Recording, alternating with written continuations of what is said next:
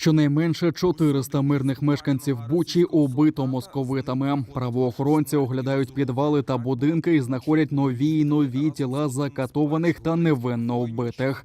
За словами радника міністра внутрішніх справ Вадима Денисенка, людей у містечку ховали просто на подвір'ях та на дитячих майданчиках. Тому кількість цивільних жертв окупантів у Бучі уточнюють. Ну, я своїх знайомих питав, так вони там ще в ужасі, блядь, що там творилось, блядь. І гранати їм в підвали закидували, блядь. Да. І виводили, закапують там кого попало, блядь, і своїх знайомих, коротше. Близько 300 людей були знайдені розстріляними у братській могилі. Тілами інших усіяні вулиці містечка. Оглядаючи звільнену Бучу, українські військові натрапили на підвал, де окупанти облаштували кабінет для допитів та катівню. Людям зв'язували руки, ставили на коліна, а тоді стріляли у голову. У свідченнях нелюдських звірств московитів усе містечко. Ми воюємо не з солдатами ворожої країни.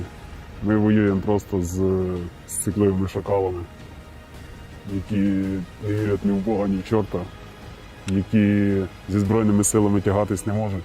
Всього того, яких немає вже там. А мирне населення не може собі дозволити стріляти. Непогана тактика – стріляти беззбройно.